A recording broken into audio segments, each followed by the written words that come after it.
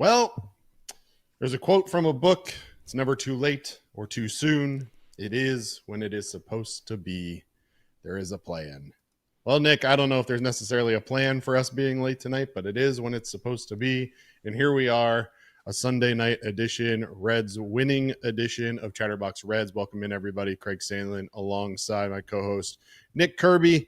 Hope you all had a fantastic Sunday. I know I did. Nick, how are we doing today? Good. Can you hear me? I can hear you. Can you hear me? Okay, so we're off to a great start. I mean, this is a big dub right off the get-go. Let's roll. Using the big boy software, got some sound. I mean, who cares about being late? We got sound. I mean, hey, if this was anything like our last show, we would have been canceling this now, and then we'd be moving over to StreamYard. I guess I should check on YouTube and make sure we can hear us on YouTube. I didn't actually check to make sure that was the case, but I can hear me on YouTube, so we're good. All right. Look at you, multitasker. Golden Sunday. Oh, man. Well, I hope you all had a good day. I did. Reds win. They beat the St. Louis Cardinals. We'll dive into that and much more here shortly. Nick, did you do anything fun on Sunday? Did you had some plans today or anything? No. I had a meeting that you were a part of today. A little Sunday meeting. The only time we get the social media crew together.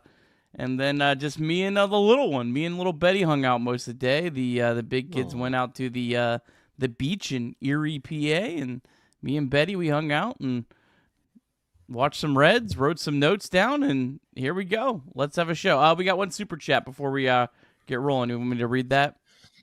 We do have one super chat. It came in just a couple of minutes ago from Jacob K. Doyle, $5 super chat. The New York Yankees are in big trouble. That is certainly true. Big, obviously the Cardinals series started a very big stretch here for the Reds. We'll get into that shortly, but first let's go ahead and get into our box score recap for Sunday. And it presented by Craig Sandlin. Presented by Nick Kirby, as always. Reds and Cardinals back in the heat for the series finale on Sunday in St. Louis. Andrew Abbott on the mound for the Reds facing Miles Mikolas of the Cardinals. Matt McLain got the Reds on the board in the first inning. Batting in the 2-hole after a prolonged stay, batting ninth. McLain took a 2-1 Mikolas sinker to right center field for a solo home run and a 1-0 Reds lead. The Cardinals would answer in the second after 3 ground balls to the right side combined to score Nolan Arenado and tie the score at 1-1. Mikolas would erase 10 straight Reds before Jose Trevino and Jake Fraley hit back-to-back doubles in the fifth. Fraley would advance on a passed ball, then score on a sacrifice fly by TJ Friedl to make it 3-1 Reds. Ellie De La Cruz leads off the sixth with a double of his own. That one down the left field line. He'd later score on a ground out by Gavin Lux to make it 4-1 Reds. And that was more than enough for Andrew Abbott on Sunday. He would retire the last 18 Cardinals he faced. Final line on the day for Andrew Abbott: 7 innings pitched, 3 hits, 1 run, 3 strikeouts, and no walks. Taylor Rogers, Leon Richardson, and Emilio Pagan would pitch 2 hitless innings to wrap up the Reds' win. For Pagan, his 18th save on the season, tied for third best in Major League Baseball. Reds win 4-1 and improve to 40-38 on the season. And Nick mentioned it there. We did, in fact, have a deep drive of the game. Yeah, Matt McLain right off the rip. Big-time home run in the top of the first, batting second on Sunday, his 9th home run of the season. 9 home runs in a down first half. I'll take that. Exit velocity of 101.9 went 387 glorious feet. Increased the Reds' win probability by 10%. And as always, our deep drive of the day is proudly sponsored by Deep South Commodities. DSC is a leader in renewable commodities for biofuel production, specializing in used cooking oil collection, aggregation, and sales. Visit www.deepsouthcommodities.com for more information. Thanks as always to our friends at DSC. Absolutely. And certainly have our options in terms of where you want to start tonight, Nick. I put Andrew Abbott first because he was the story of the game. Matt McClain obviously has been the biggest story, I think, of the last week and a half or so. We'll start with Andrew Abbott tonight, just to get into it, because I think he deserves it in the way that he's pitched over the last really the entire season, if we're being honest. What did you like from Andrew Abbott today, and especially how he's been pitching of late? Yeah, I mean, he's just having an incredible year. I mean, for a Reds pitching staff that right now is getting pretty thin, I mean, he has absolutely stepped up. It's him and Ellie De La Cruz are the clear MVPs, 1A and 1B of this team, and I don't think it's remotely close. Yeah, he's just been incredible. I mean, I put this out on Twitter earlier, but he is 3.2 innings shy of being the NL ERA leader. He doesn't qualify. You have to have 1 inning per game played from your team to qualify. He's just short of that. But if he goes out and throws 7.2 innings in his next start, or if he just has averages 6 over his next 3, he would become qualifying, and he'd be the NL leader in ERA, just ahead of Paul Skeens. So he's having an incredible year. I don't really know what else to say. I mean, he stepped up. He's getting more swing and misses. He's not walking guys. He's just doing everything that you want. And I saw it today. I saw the conversation about maybe the Reds should extend Andrew Abbott. And yeah, I mean, I'm all for that. Typically I don't think it's the best time to maybe talk about contract extensions at someone's absolute best. But right now you just can't ask for much more than he's given you. Yeah, hasn't walked a guy in his last 2 outings, only walked 1 in each of the 2 outings before that. Certainly been a good run of control. And, Terry Francona talked about it in the post game today. Jim Day was asking him about Andrew Abbott and how, sometimes those high velocity guys are sometimes overlooked. And Francona said, not in this clubhouse. And Andrew Abbott certainly has been the ace, and Hunter Green is right up there with him. Don't overlook that too. But, Andrew Abbott and what he's been able to do in this shorthanded staff has been great. We look at his first start of June against Milwaukee back on June 4th and gave up those 5 earned runs over 6 innings. Since then, he's gone 21 and 2/3 innings, only given up 2 earned runs.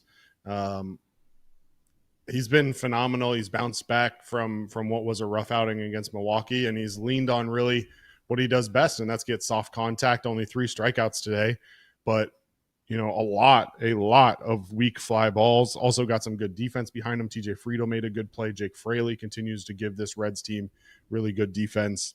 At one point I was counting it, but I stopped. But the number of weak fly balls that he got especially to right field today, allows him to go deep into games. And that's really been important for this Reds team. He goes 7 innings today. Obviously 2 outings ago, he went 9 full innings, complete game, shutout.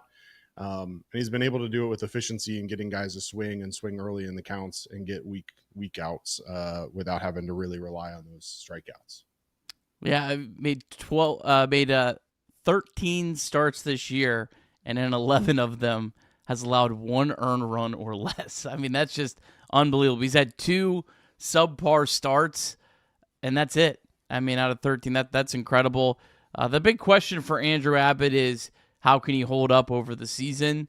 The last 2 years, he certainly has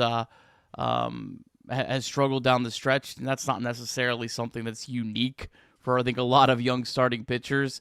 So it'd be interesting to see how he's kind of able to power through this. But right now, for the most part, you have to kind of ride him because you have to. If you want to have any chance, you've got to rely on him as your horse right now and then kind of, if it comes to it, figure it out later. But man, he's just been incredible. And I mean, it's just, I just keep saying this. From where he was at the end of last year to right now, it's drastically different in my opinion. I think a lot of people, it might not be drastically different, but the peripheral numbers are just significantly improved. I mean, the walks being better, the strikeouts being significantly more, giving up less home runs. I mean, everything is just better across the board. So what he's doing right now, while it may not be 1.7 whatever ERA sustainable. It's a 3.5 ERA for sure sustainable. You bring up the All-Star game, and it's an interesting conversation. Obviously, Andrew Abbott wore down as the year went on last year. He's more than deserving of a spot on that roster, but is there any question in the back of your mind about, obviously it depends on how things line up, but if you're Andrew Abbott, do you just take that elongated break? And even if you are elected to the All-Star game, do you skip pitching in that game? Do you say F it and it's only going to be an inning or two, and I absolutely want that ball and I want that opportunity to showcase my game on the grandest stage? Is there even a second guess in your mind, Nick? I mean, you have to say F it. I mean, how many opportunities is he going to have to be an all-star? I'd love to think it'll be a lot more, but realistically, if you were making me bet, is this the best chance Andrew Abbott will ever have of being the all-star? Yeah, it's going to be this year, and I probably would bet he doesn't make it again. Just, out of his style doesn't typically allude to this level of dominance. So, yeah, I mean, you can't. It might be better for the team, but, you worked your whole life for something like this. This may, I hope not. I hope not, but this may be his only opportunity. So if you're the Reds, you got to suck it up and, go figure it out. And, and maybe try to be creative on the back end, because you do have off days for everyone else. I don't think anyone else in the starting rotation is going to be in the All-Star game. So you have Martinez and Singer and Chase Burns and, whoever else is in the rotation at that point. And you have Abbott maybe start the 5th game back. And so you kind of still give him a break. But yeah, I mean, he's earned it, and you can't be cute about something like that. You mentioned an extension for Andrew Abbott. We had this conversation a lot last year when Andrew Abbott started hot again. But the question is going to come up again, Nick. I know you've been an advocate in the past of Andrew Abbott potentially being trade bait for this Reds team. Is the start to this season, after the start that he had last season, maybe showing you more than last season was a fluke? And even despite some of the peripherals, maybe Andrew Abbott is worth holding on to? Or are you riding this hot streak that he has yet again at the beginning of the year, assuming that he's going to slow down at the end of the year again and maybe offloading him at the trade deadline? Again, it always depends on what's offered. I mean, everyone's always on the table. I think that Andrew Abbott had a lot less trade value, though, last year than I think a lot of people probably thought, or in other years past, because I'm certainly not unique in my ability to pull up Fangraphs and look at peripheral stats. I would hope that teams that run multi-million-dollar operations are a little better at it than me, and I think they could see some of those stats typically don't usually equate to sustained success. So he has more value now than I think he probably ever does and may ever again, but again, it just depends on where you're at. I hope to God this team gets absolutely hot and we don't even have to think about those conversations. But I hope that hot is like you're absolutely in a spot where it's clear cut, go for it, not a 2.5 games back, because that's not a good spot to be in. But yeah, I mean, again, I listened to it, but I mean, for Andrew Abbott, you'd have to absolutely blow me out of the water for him right now. But he's 26. You still have control of him through what? I don't know. It's not pulling up here, through 2029. So Andrew Abbott's the kind of pitcher that you probably don't look to extend, and you probably maybe don't even look to trade. You just ride him out that whole time he's under team control.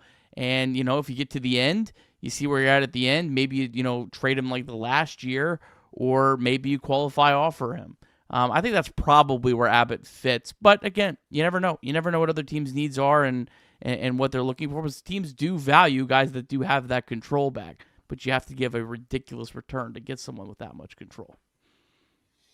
Yeah, obviously, if there is a desire by the Reds to trade one of their starting pitchers, it would be for a bat, which has been kind of the Achilles heel a little bit of this Reds team. Starting pitching has been phenomenal. Offense hasn't always been there to back it up. One guy who obviously is a huge piece of that and can contribute to the comeback here and maybe make it so that a trade of a starting pitcher isn't as necessary as Matt McLain. And over the last week and a half, Nick, Matt McLain has looked a lot more like 2023 Matt McLain than he did at the beginning of this year. Yeah, and I'll like it again. I don't think offense is what this team.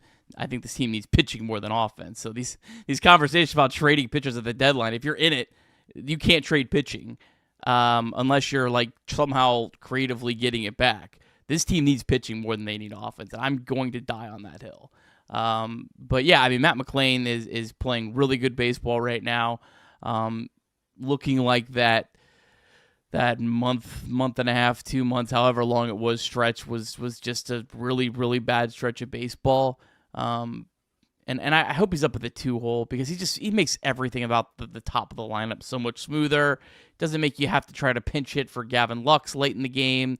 And makes because when Gavin Lux is in the 2-hole, I feel like it makes Gavin Lux less useful because he's stuck in between lefties and you're going to pinch hit for him a lot. So Matt McLain clearly at the top of the order makes everything about this team go better, and so I hope he can hit well enough to stay there. But yeah, I mean, I've just been very happy with what Matt McLain's been doing of late, and I think at the end of the year, I think you're going to look up at Matt McLain and you're going to not think he had a bad year at all. Yeah, Matt McLain now sporting a 10-game hitting streak. During that streak, hitting .382, the 2 home runs, 5 RBIs, and OPS over 1,000. So certainly bringing some of that offense that we were hoping to see out of Matt McLain this year. You put it out there, the demise of Matt McLain was greatly overstated. I'm not so sure about that just yet, that he's back after 10 games. Because I do believe, if I remember correctly, he's had a couple, smaller stretches of kind of hope, I guess, and then kind of reverted back. So hopefully this 10-game hit streak is a sign that he's all the way back. Certainly something that can be extremely beneficial to this Reds team. His batting average at one point dipped as low as 171 in the last month or so. It's now up over the Mendoza line, which I know isn't exactly saying a whole lot, but he's up over 200. So we take that for sure, and hopefully he can continue his hot hitting. And you mentioned it, he had spent a majority of the last month plus batting in the 9-hole when he was in the lineup. Today he moved him up to 2. I think that top of the lineup, especially once Hayes comes back, Friedel, McLain, De La Cruz, Hayes, Stevenson, that's a pretty dangerous top 5, I think. And something that can at least kind of scare pitchers a little bit to make sure that they're taking care of the bottom of the lineup, because that top of the lineup can do damage. I think it's a pretty dangerous lineup, but all overall when these guys get back. I mean, if you have guys like Will Benson and even Jake Fraley. I mean, Jake Fraley's hitting 8th. I mean, Jake Fraley's been looking pretty good of late as well. Had a big hit. Had some big hits this weekend. Yeah, I don't think this lineup's a problem. I really don't. I think this lineup is solid. It just doesn't have the depth. So you have to hope these guys can stay healthy. You have to hope when Austin Hayes comes back, he can stay on the field. But I don't think the lineup's a problem. I really don't. Get into some super chats here, Nick. Michael Rolfe with a $10 super chat. He said, I think Andrew Abbott's floor is Bronson Arroyo. Thoughts on that? I think it's lower than that. I mean, Bronson Arroyo had a hell of a career.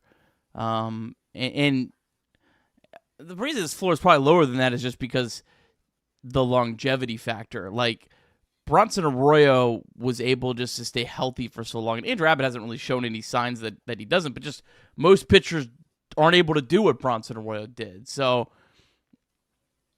I mean, I guess maybe his floor over like a short term, if we're talking the next 5 years, yeah, that might be a fair assumption. But if we're talking like overall career, I'd say it's lower than that just because Bronson did it for so long.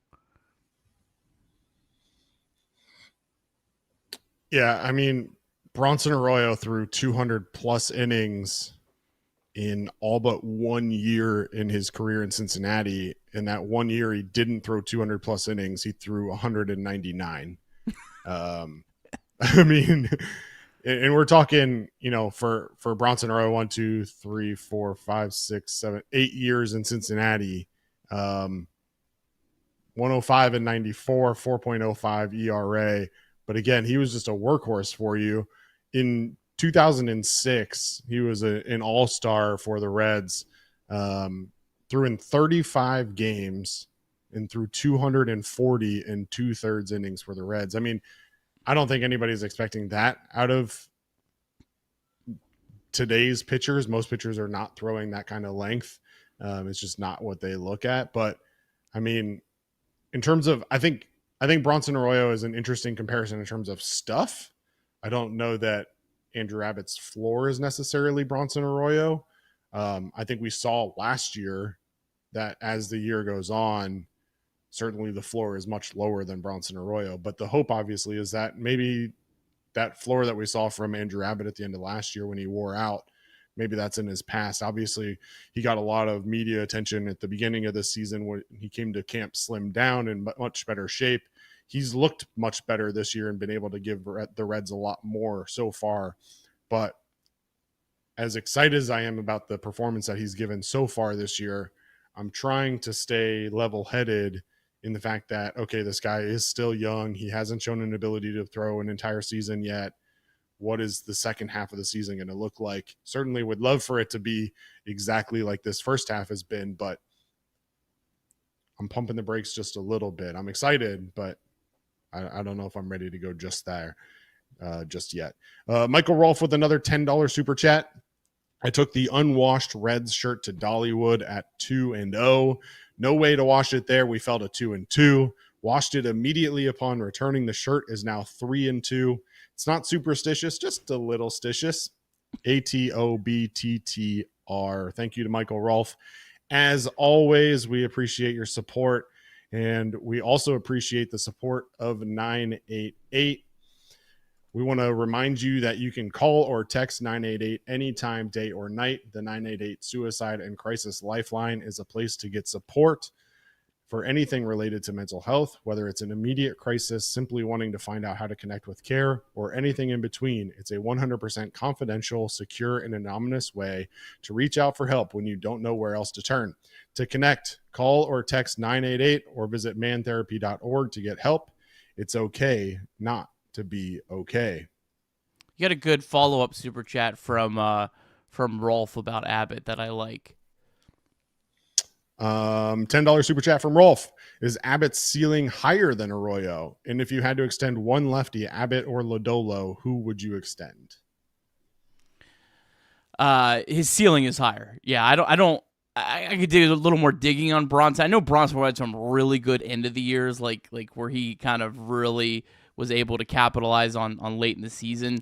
But I don't ever remember a run from Arroyo that replicated what Abbott's done. So I do think the ceiling's a lot higher, but I think the floor is also lower. So that's kind of a good way of maybe framing that conversation. I would extend Lodolo just because he only has 2 years of control left, and I'd rather keep as many pitchers as I possibly can during the kind of where the Reds are at right now.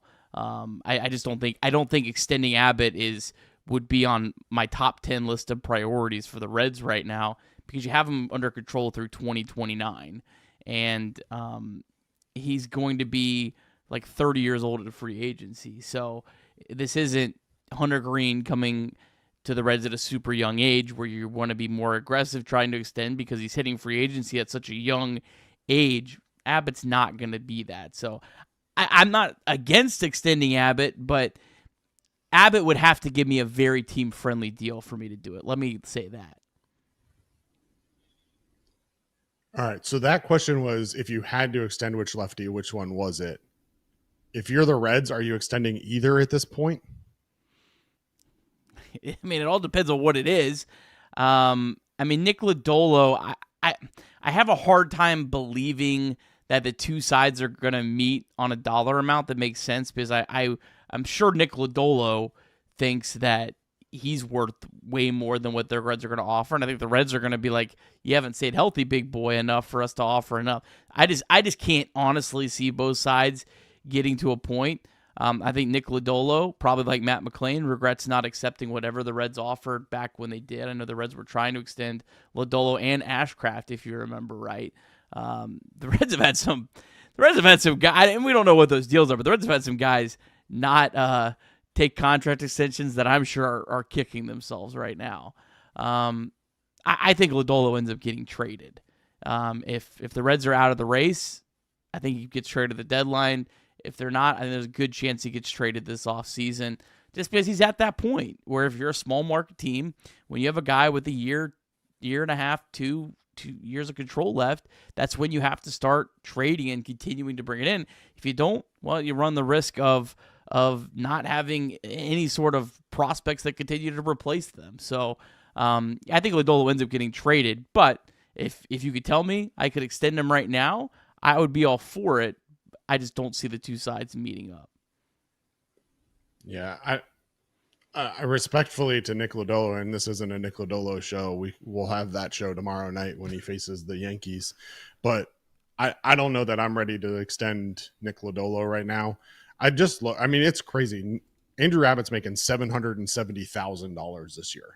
Like you mentioned, he's not even arbitration eligible until after next season. So, I mean, there's no rush to get it done. Certainly would be nice to buy out those arbitration years if he's going to continue to perform the way he is right now. But I'm in no rush really to extend either one of them, if I'm being completely honest with you, Nick. Lodolo this year, we had this conversation, I think, the last time I was on the show too. And I'm completely derailing this conversation after I just said it's not a Nick Lodolo show. But Lodolo's numbers are much better than what I see when I'm watching Nick Lodolo pitch. Like, I don't see a guy who's pitching that well. And then at the end of the game, he finishes the game with 3 hits, 1 run in 6 innings pitched. And I'm like, how did that happen? I just don't understand. Like, he did not look that good. And it just so happens that he's able to make his way through it. So nonetheless, we're going to have an opportunity tomorrow night, I'm sure, to talk plenty about Nick Lodolo and his start against the New York Yankees. So we can move on for now, unless you have any final thoughts on Andrew Abbott or Nick Lodolo. Both of those guys are not walking guys. They've both made massive leaps in that. So I don't know if that's just a coincidence that both guys progressed, but that tells me there was probably something that was said or something that was relayed to both of those guys this offseason that worked on that. And that's why Nick Lodolo has been a lot better than you think, is because he hasn't hurt himself. And he hasn't been hurt, knock on wood. All right, bullpen today, Nick. 2 innings pitched. Starts with Trevor Rogers. He goes 2/3 of an innings. Did get up the walk to Jose Barrero. Coincidentally enough, Jose Barrero does not walk, and Trevor Rogers found a way to walk Tommy in. Thrall on the broadcast said something funny about that. He's like, "Oh, Jose Barrero walked." Well, we didn't see that at all in Cincinnati. I can pull it up real quick, but if I remember correctly, I don't think he's walking very much in St. Louis either. I thought that I heard that it was like his first walk in his last 44 plate appearances or something like that. I don't know for sure. Maybe I'm misremembering what he said, but Jose Barrero in 27, 30 plate appearances this year has not walked. So probably accurate that he hadn't walked in his last 44 professional plate appearances. But nonetheless, Trevor Rogers finds a way to get it done, but does record 2 outs. Taylor Rogers does find a way to get it done, records 2 outs along the way, and then hands it over to Leon Richardson, who retires Mason Wynn. And then Emilio Pagan comes in for a 1-2-3 9th inning. A couple things I wanted to chat about first about the bullpen.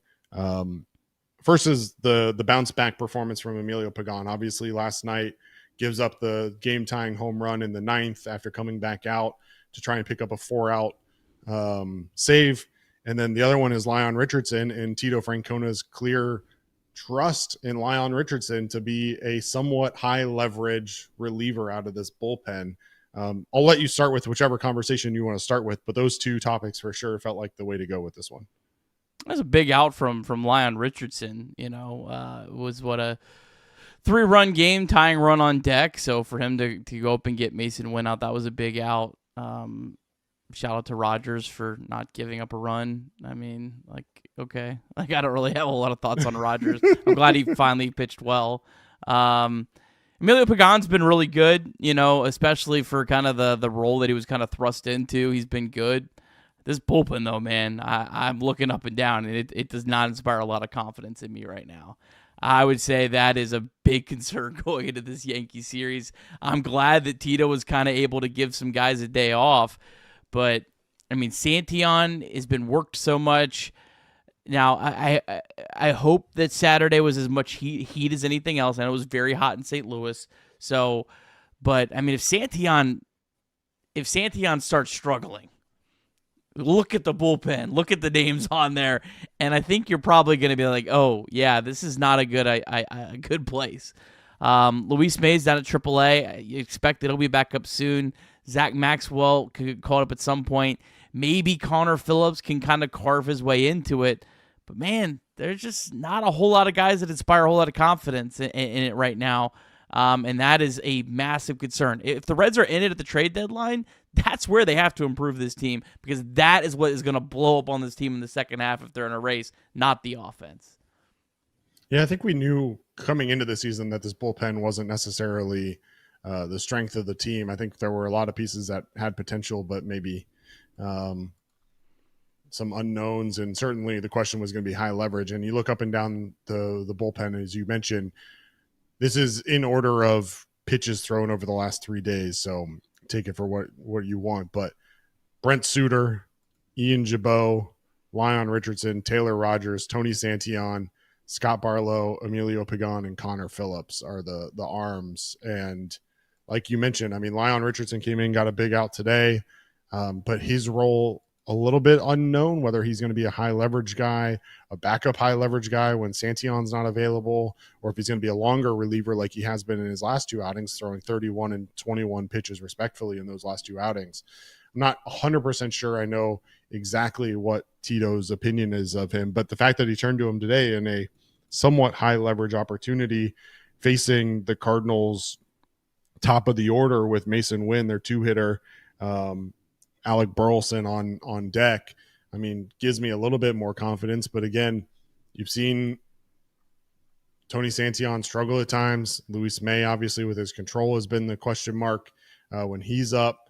So, yeah, I agree. I mean, if you can go out and get a high leverage reliever, that certainly seems like something that would be a target for the Reds at the deadline. I don't know if you have any names off the top of your head that might be available that would fit into that. But I guess the question becomes, what is it prospects? Is it guys on the major league roster that are on the trading block for the Reds? What does it take to get a high leverage arm for this bullpen? Ideally, you'd find guys that are making money that you could try to almost salary dump, basically another Taylor Rogers. I mean, that's the kind of players you want to target. Because you don't have to give up prospects. But if there's one thing the Reds have been able to do at the trade deadline, it's been able to get relievers. They got Archie Bradley in 2020. They got 3 relievers in 2021. They got Sam Moll in 2023. So they've been able to do that. So, yeah, I mean, I think that's what you do. And like a guy like Lyon Richardson, I like him a lot more if there's 4 guys ahead of him in the pecking order. Scott Barlow as well, who's been really good for this team. I like him a lot better if I don't have to rely on him to pitch the 7th inning, because I feel like Scott Barlow's best attribute for this team is the Buck Farmer role, not the hammer in the 7th inning.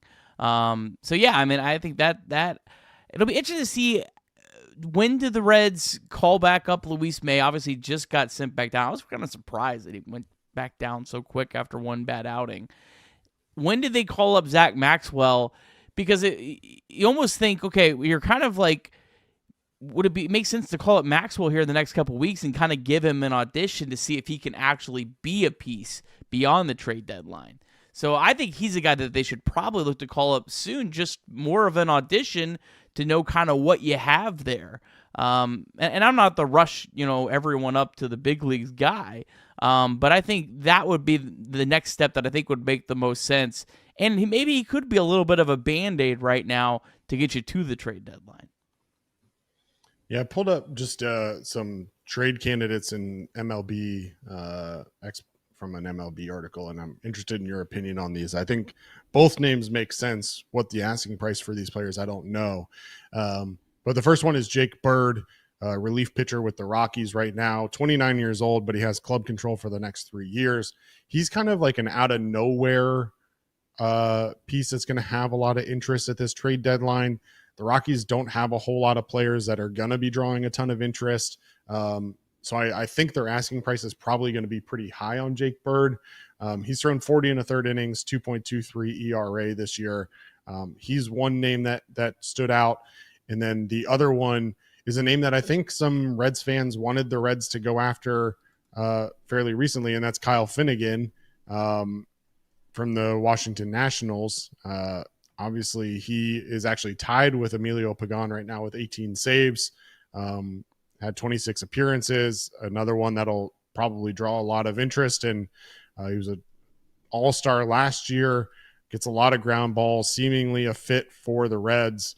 Your thoughts on either of those names as potential trade deadline targets for the Reds? Yeah, I mean, absolutely. Take either one of them. I don't know if those are the guys that I think would make the most sense for the Reds. I think Finnegan probably more so than Bird, because my gut tells me Bird, with what he's done in Colorado, is going to be a little bit more attractive to teams, and I think he's earning less money, if I remember right. I mean, you could go down a rabbit hole of looking at relievers for hours. I wish I would have wrote down all the names that I did when I did that special show with Mike Hart. I'll have to go back and listen to what I said. But Carlos Estevez was one that came to mind. The guy the Reds were trying to get this offseason with the Royals. If the Royals are not in the race, which they're kind of probably not going to be, he would make sense. Rafael Montero was a guy that I saw that I think the Braves could be looking to move that probably wouldn't cost a lot of prospects. I'd rather the Reds kind of get... I honestly would kind of want the Reds to do almost what they did in 2021, where you kind of go out and you try to get multiple arms. And I don't want the Reds to go out and get Mason Miller and give up 5 prospects for a closer. I just don't think that's a smart move. But if you'll bring in a couple quality arms that you can help kind of get you through the season, that's more what I would be looking at. Interesting. All right. Any last thoughts on the bullpen? No. All right, let's get into some transactions and injury updates. Reds made a flurry of moves this morning before announcing the lineup. Some more moves are expected in the coming days and week. So I want to break down kind of where we are right now with the Reds and the moves that were made today and expected moves upcoming. Yeah, we'll just run through them here. Rhys Hines called up, didn't get in the game on Sunday, but he was called up. Garrett Hampson DFA'd.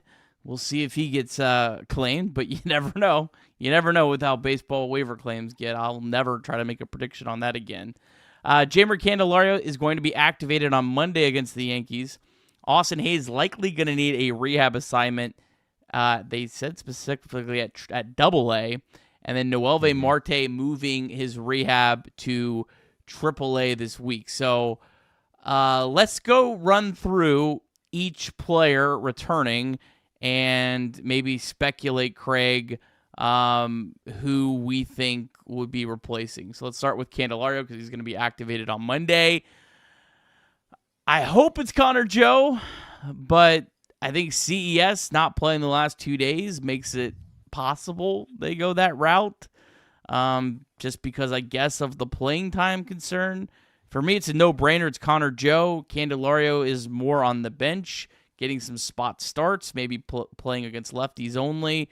My long shot would be Benson just because of his struggles, but I hope to God they've looked at his exit velocities and how hard he's hit the ball and wants to continue to give him some run.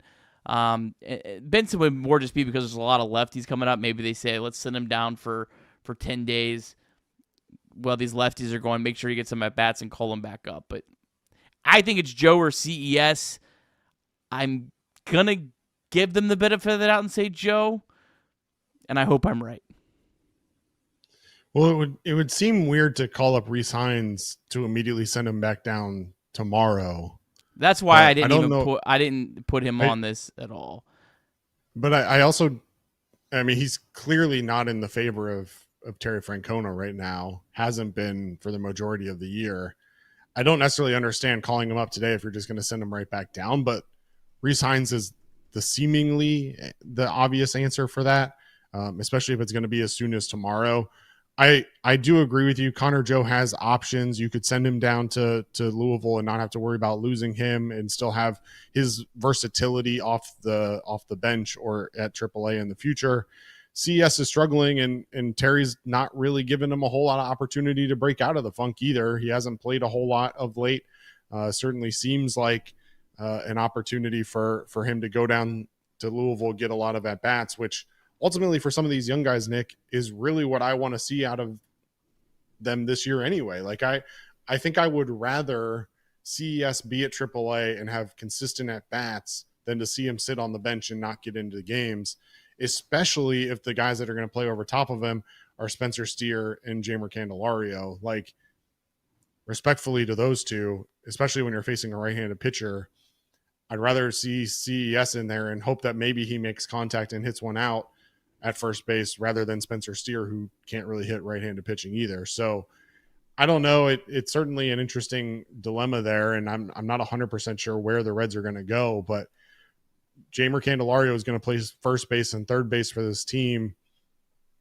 CES certainly seems like the fit there, but I don't know that I really want to move him down to Louisville unless it's just because he's not going to get at bats at the major league level. Yeah, forgive me. CES didn't start all 3 games against St. Louis. Yeah. So yeah, I mean, I think it's possible. I don't think it's Hines, and I'm gonna get to him in a second. I'll tell you why. But I agree with you. If they're not going to play CES, send them to AAA. But I'm tired of having to handicap these decisions that, well, if you're not going to play him, send him to AAA. No, just play him. Like, he's going to go down to AAA, and what is he going to do? He's going to absolutely destroy, like, every single time he's been in AAA. Like, and what good is it going to do for his progression? Like, you got to give him some run. I don't know. I mean, there's been, like, 4 players on this team that have been really hot, that have actually looked like guys that can actually put you on the back. And 2 of them are CES and Benson. The other ones are Ellie and maybe McLean. And Friedel and Stevenson, I haven't felt like have maybe been those put you on the back guys, but they've been good. And I'm not sending a guy down with that much upside. But I'm with you. I don't know. I didn't realize he didn't play on Friday either, so that kind of makes me think it probably is him, and it's going to piss me off. 3 days without a single at bat certainly seems like wasting opportunities there. Next one on the list, Austin Hayes. Sounds like it's going to be a little while before we see him, but it's worth talking about anyway. He's going to be going to Chattanooga, interestingly enough, for his rehab stint, it sounds like. First, any thoughts on why he's going to Chattanooga instead of Louisville? And then the second question, obviously, is the corresponding move when that does happen. I haven't looked it up, but I assume it's probably about proximity. But one thought that did come into mind is that are they considering promoting some outfielders at Chattanooga to Louisville? The second half in today, we're going to talk about that in a second.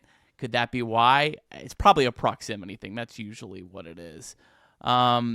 Here's why I don't think Rhys Hines is the guy going down for Candelario, is because I think that the Hayes news that just broke is directly tied to Austin Hayes.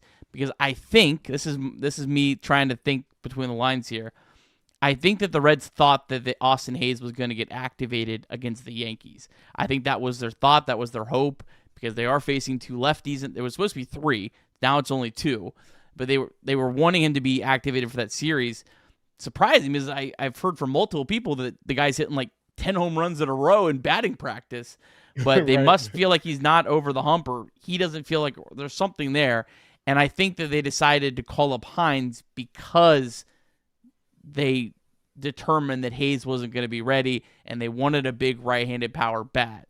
Now, the whole, like, okay, why was Garrett Hampson on the roster over him?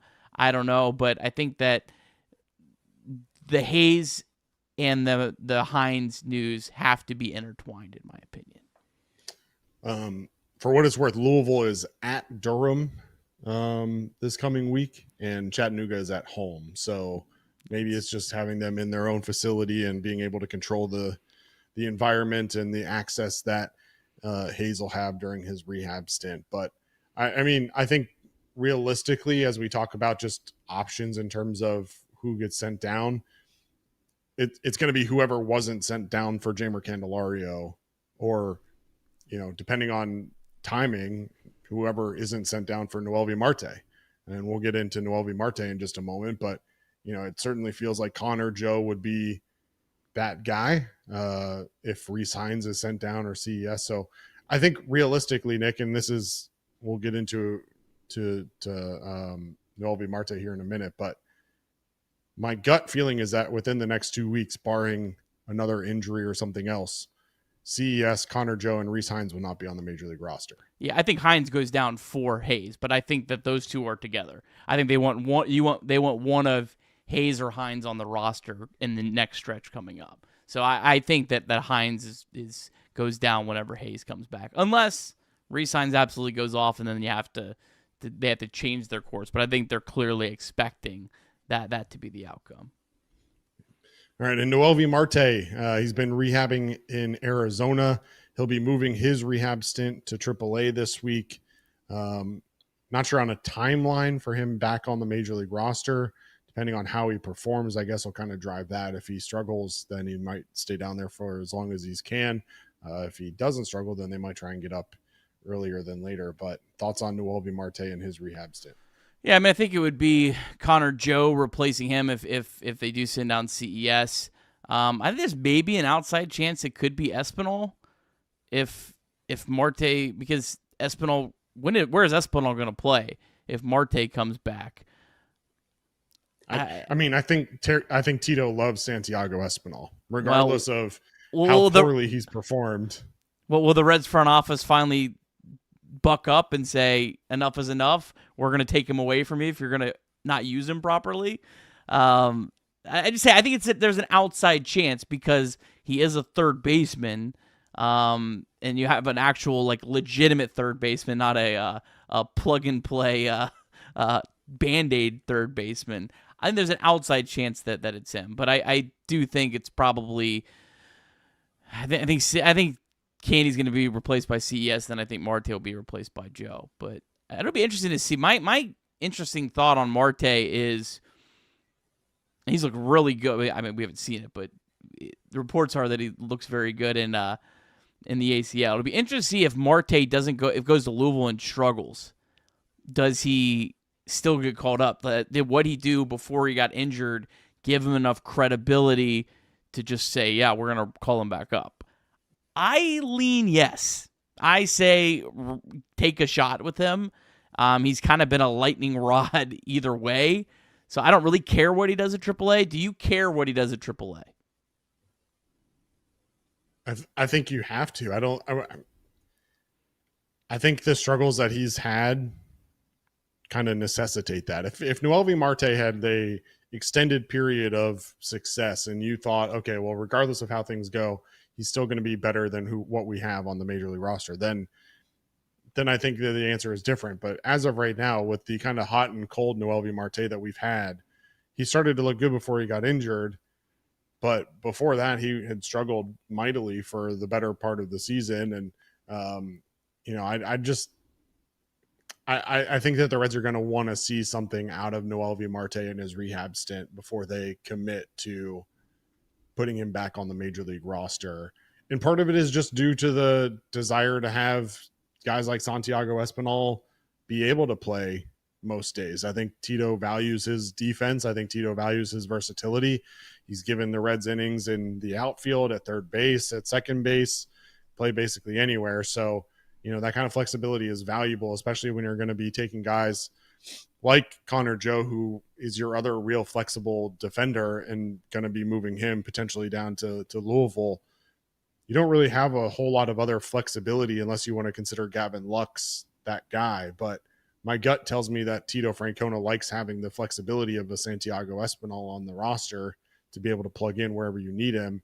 And regardless of how it's turned out, I think Tito likes his contact hitting approach and the fact that he puts the ball in play. And, unfortunately that contact hasn't been super hard and hasn't found the grass lately, but I still think that Tito is going to value that over, guys like CES, Connor Joe, and Reese Hines, and even I think guys like Will Benson, who the Reds have not been shy on demoting in the past.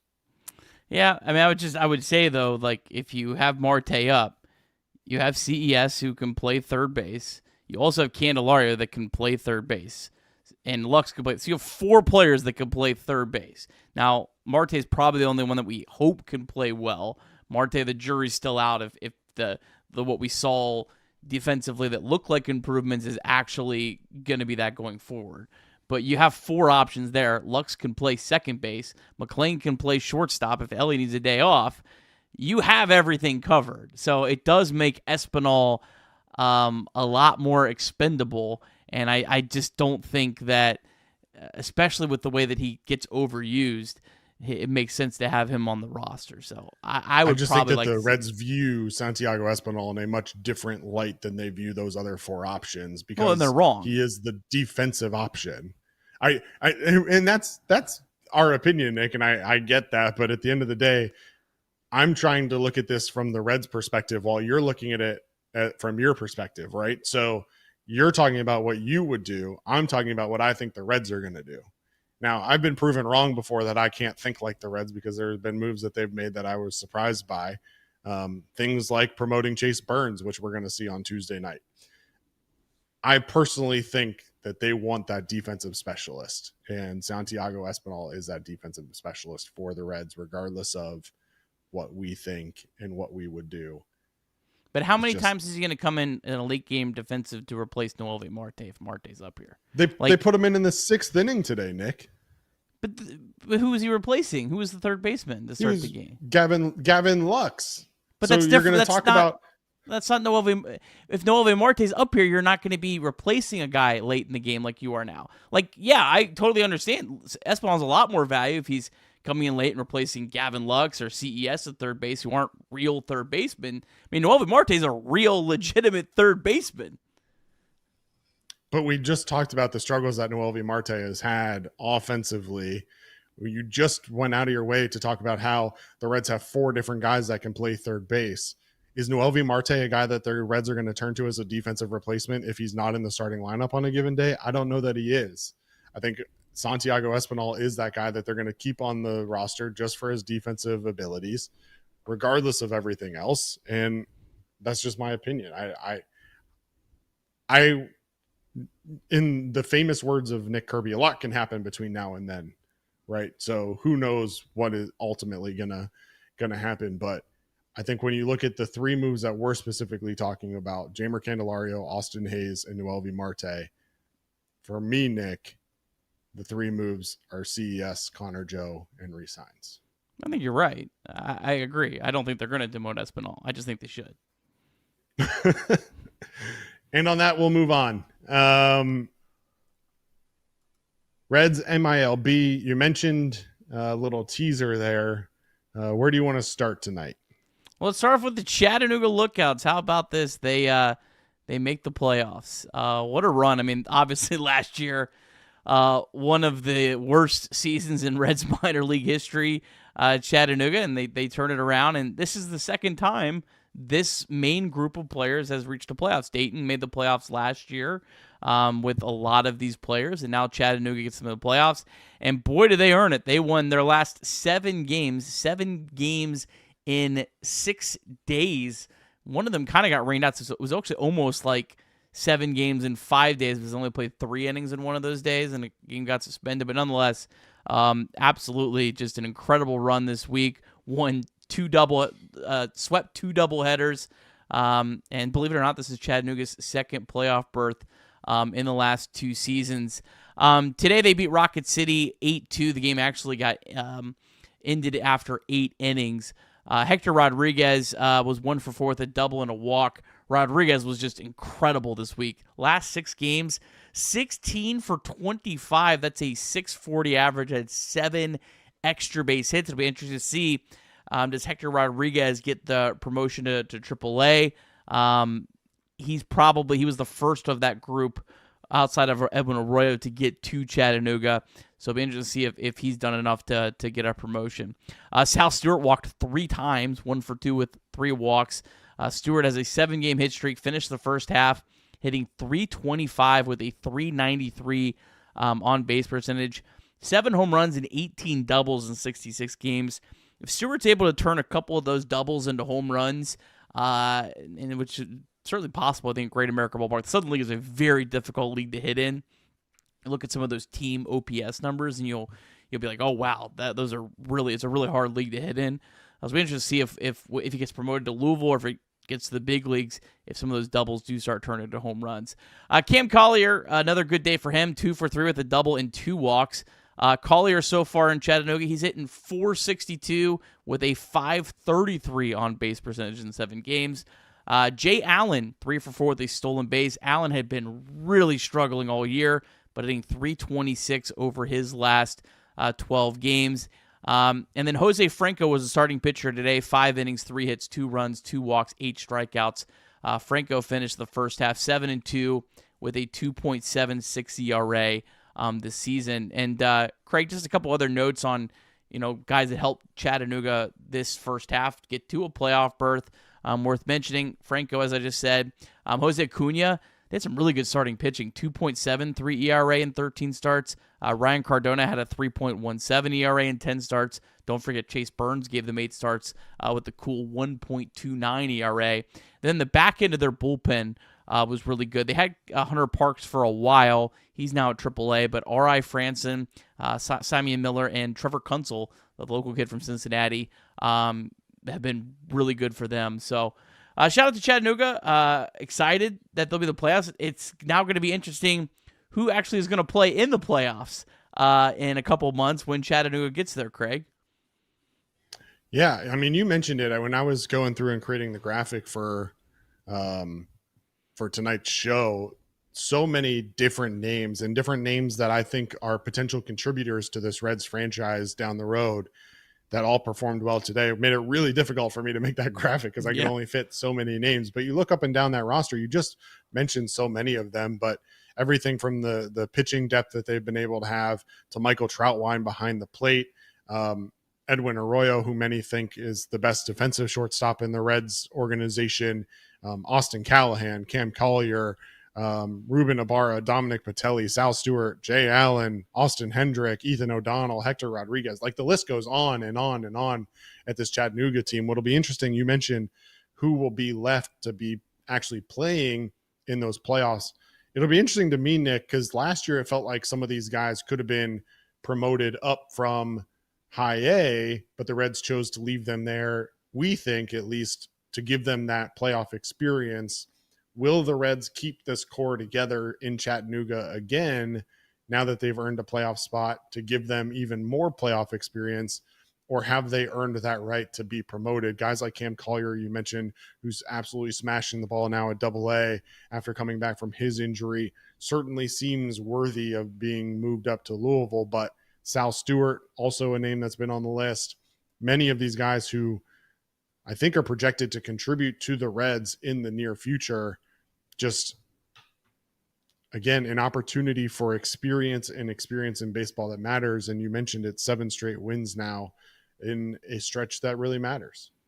Yeah, I lean more towards, if you don't think any of these guys are actually going to make it to the big leagues this year, I would just keep them at AA. I don't really see the big benefit of moving them up to AAA.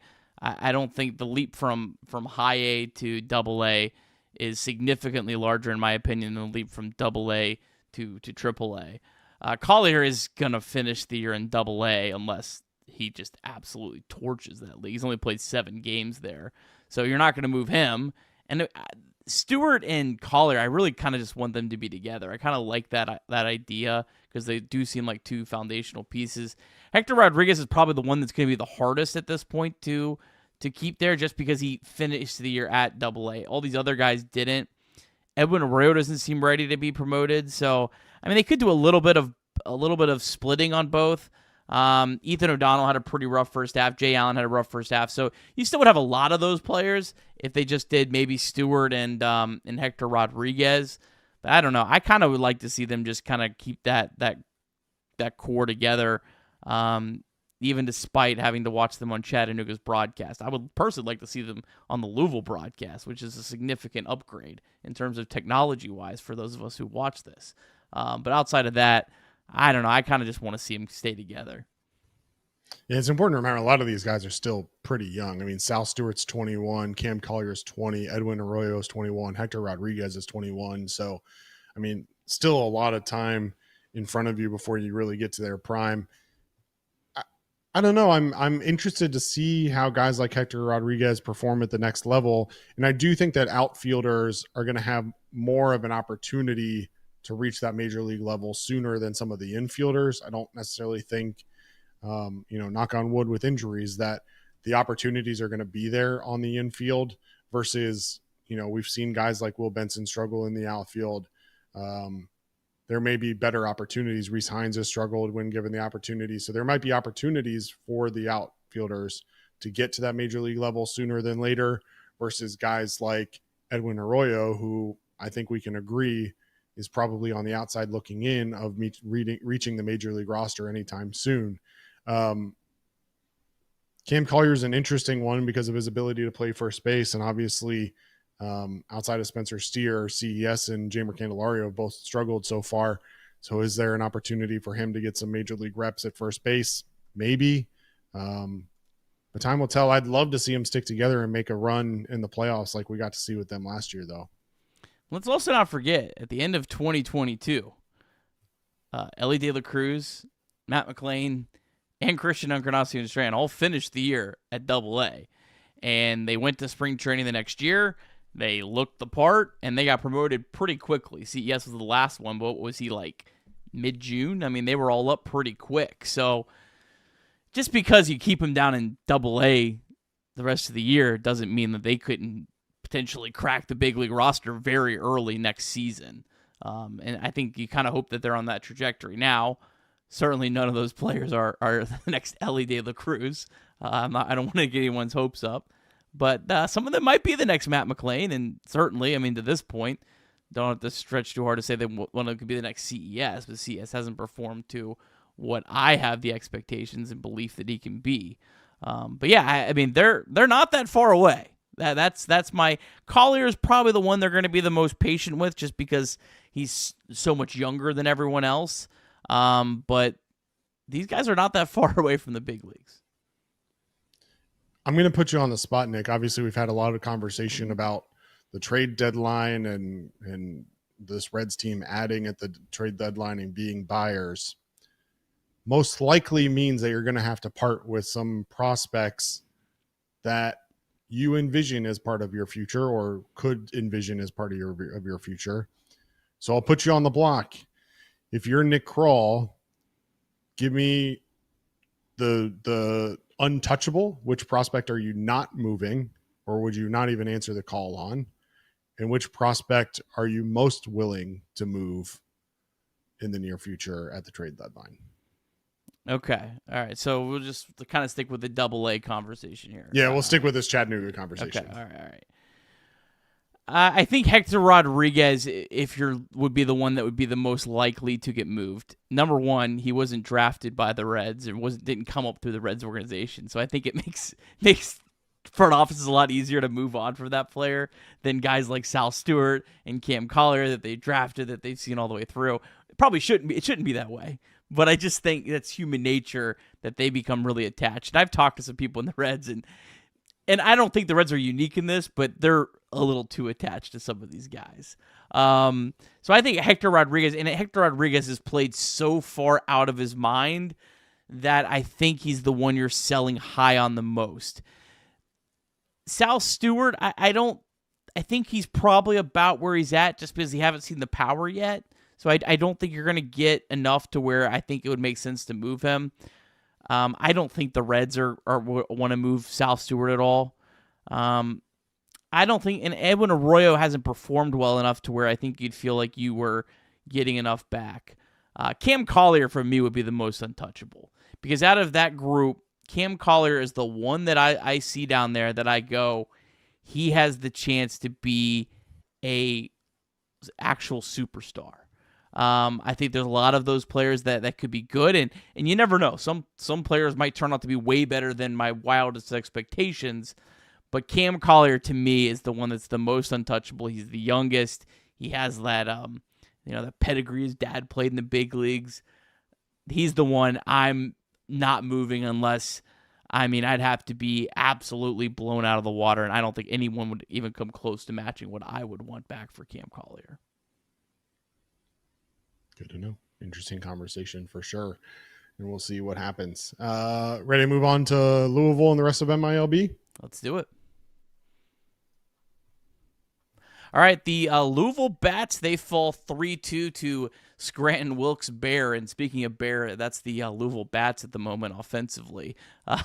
That's not a fun roster anymore. Yeah, that was a pretty good dig. Sorry, Louisville. Bats 32-43 on the season. The offense was Ryan Velade, who was 0 for 3 with a walk. Blake Dunn was 1 for 3. Shout out to those guys. There's some interesting pitching to talk about, though. Brian Van Bell made his Reds organization debut. They give up 9 hits over 5 1/3, but only 3 runs. No walks, 4 strikeouts. This guy's had a really good year, though. 2.56 ERA and over 50 innings at AAA. How about 45 strikeouts and just 7 walks? The reason I mentioned him is I think you will see him I think he'll make a start for the Reds this year. If I had to bet, I would bet heavily that he will make a start for the Reds at some point. So keep your eye on him. Might be the way they use Chase Petty this weekend. He might be next on the pecking order, if I'm being completely honest. Luis May, really good to see. He threw a perfect inning in his return to AAA. Only needed 8 pitches, 5 of them strikes. He didn't strike anyone out. But didn't walk anyone, and no hard hit balls. Hunter Parks retired both batters that he faced. And how about Reaver San Martin? 2 scoreless innings. All right, down to high A. Craig, the Dayton Dragons. They completed their largest comeback in team history on Sunday. Dragons trailed 11-4 entering the bottom of the 6th. They came back with an 8-run 6th inning to win 12-1. Dragons, they're only 22-46 on the season, but they have a fresh start. They're in the second half. Big win because they would have fallen to 0-3 in the second half. Now they're 1-2. Hopefully they can build some momentum and make a run here in the second half. Victor Acosta playing much better. He was 3 for 6. Carlos Jorge had a great day on base 4 times. 2 for 3 with a double and a pair of walks. Leo Balcazar 2 for 5 with the walk. Yerlin Confidant 3 for 4 with a double and a walk. And last but not least, another good day. The Daytona Tortugas put up a 16 spot on Jupiter. They win 16-6. Tortugas now 31-38. They have won 4 of 5. They're in the second half as well, and they've started 2-1. So hopefully the Tortugas can make a run here in the second half. Alfredo Duno walked 3 times, 1 for 3 with 3 walks. Sammy Stafora 2 for 4 with a pair of walks. Carlos Sanchez 2 for 5. That is your Reds MILB. Nick, you follow MILB a lot closer than I do, but as bare as AAA feels at times, the rest of the Reds organization feels so deep sometimes when I go through these box scores and I listen to you talk about it. And I follow a little bit of the prospects, mainly from like card collecting and stuff like that and Bowman and prospecting there. But you look through some of these quote unquote lower level teams and the names that are on these rosters, certainly feels like there's a lot of prospects that could be good pieces if the Reds do in fact need to buy at the deadline. We talked plenty about the Chattanooga roster already, but even at Dayton, Victor Acosta, Carlos Jorge, Leo Balcazar, Yerlin Confidant, all highly regarded. Even low A Daytona, Sammy Stafura, Alfredo Duno is, top 5 in the Reds organization. Carlos Sanchez, there's a lot of guys that certainly give this Reds organization some depth and maybe an opportunity to move some guys at the deadline if they do decide to be buyers. So it'll be interesting to see how it all runs down in the end of it. But I'm excited to see how July 31st and the weeks leading up go. I don't know about you. Up next, Reds welcome in the New York Yankees. Well, team the Reds swept last year, Craig, in New York over the July 4th week. This is only the second time the Yankees have come to Cincinnati since 2017, and this is just the second 3-game series against the Yankees in Cincinnati since 2011. Shout out to Chris Heisey, 2-home-run game in that series. Reds 13-15 all-time in the regular season against the Yankees, not including the 4-game sweep in the 1976 World Series. The Reds were supposed to face Ryan Yarbrough on Monday, but he was put on the IL. Instead, the Reds are facing Alan Winans, who will be making his Yankees debut. Winans was claimed off waivers from the Braves this offseason by the Yankees, and he's been pretty incredible at AAA, 7-0 with a 0.90 ERA, 2.43 FIP. Striking out 11 batters per 9 innings. He's made 8 career starts with the Braves. Didn't go so well. 7.20 ERA. Hopefully that's what we see on Monday. He relies on 4 pitches, a changeup, which he throws the most by far. Sinker, slider, four-seamer. Fastball average is just 90 miles per hour. Always my worst fear, a soft-tossing guy making his debut. For the Reds, they're going with Nick Lodolo, 5-5 with a 3.71 ERA. Certainly a big challenge for Lodolo against the Yankees. Rest of the series, Tuesday, 7:10. Chase Burns making his big league debut against lefty Carlos Rodon.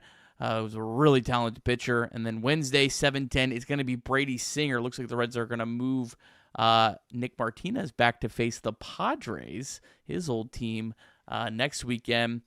He'll be going up against the lefty $200 million pitcher Max Fried, who is 9-2 with a 2.05 ERA. So, Craig, Yankees, always a fun series. Always a lot of Yankees fans that'll be joining in the chat. So, people in the chat, be prepared to fight off these Yankees fans because they have nothing better to do with their life. I don't know. This is gonna be a fun series. Man, if you could find a way to win 2 out of 3, man, this would really feel good. But we didn't really talk about it, Craig, but this was a big win today for the Reds. I mean, the fact they have avoided being swept all year, it's what's keeping them afloat. And, I mean, if they had lost this game, they would have been 4 games behind the Cardinals. They're 2. And, yeah, I don't really believe in the Cardinals, but I don't want to be 4 games behind any team that holds a playoff spot. So this was a big win today. I don't really think you can kind of overstate that. Yeah, $2 super chat from Dunny17 a couple minutes ago. Reds are still the only team to not be swept, Nick. I think what you said is accurate. I mean, you look at the next 3 weeks heading into the All-Star break. The St. Louis Cardinals was the start of a really important stretch here for the Reds. You just wrap up the Cardinals series. You get the win on Sunday to avoid being swept, and now you get the Yankees. You mentioned the Padres come to town next weekend, and then you go to the East Coast for a big road trip to Boston and to Philadelphia. Boston obviously just made the big trade a couple days ago. And then you wrap up with 6 very winnable games at home before the All-Star break with Miami and Colorado coming to town. It's actually 7. It's 7. I did this wrong 7 earlier. games. Miami's a 4 games. I did it too earlier, yeah. You said a 6-0 home series was going to hit like crack, and here I am. I thought it was a 6-0 series. You're going to get our YouTube taken down. Oh, sorry. I'm just kidding. Anyway, 4 games against medicine. the Marlins, and then yeah, there you go, 3 against the Rockies before that All-Star break. So big 3 weeks for the Reds. You mentioned it. They sit 2 games back of the Cardinals right now in those playoff standings. Now's the time to make your move. I mean, by the time we get back from the All-Star break, you're going to be basically 2 weeks before the trade deadline, and those conversations are going to have to happen, and you're going to have to make some decisions about what you guys are doing as an organization going into that trade deadline. So a lot of decisions to be made, a lot of players with something to prove, I think, Nick, if we're being honest. Some guys that should be back in the lineup here sooner than later that I think owe this Reds team a little bit of success for their opportunities. So I'm looking forward to it. Final thoughts on tonight's or today's win against the Cardinals or the upcoming series, Nick? No, just a big win. Looking forward to the next couple of days. Hopefully the Reds can perform well, and we can have some really fun post-game shows. Man, nothing hits better than a win over the New York Yankees on a Chatterbox Reds post-game show. Let's manifest 3 of those, Craig. I'm looking forward to it. Nick and I, of course, will be live in the 9th inning at the end of each of those 3 games. We'll see you sometime around 9:30. Those games start at 7:10 every night, Monday, Tuesday, and Wednesday. So we're looking forward to wrapping those games up with you this coming week. It'll be Nick and I each night as Trace takes a couple days off. We remind you, if you haven't already, make sure you hit the like button, follow Chatterbox Sports on YouTube and on all the social media platforms. We look forward to seeing you tomorrow. Until then, go Reds.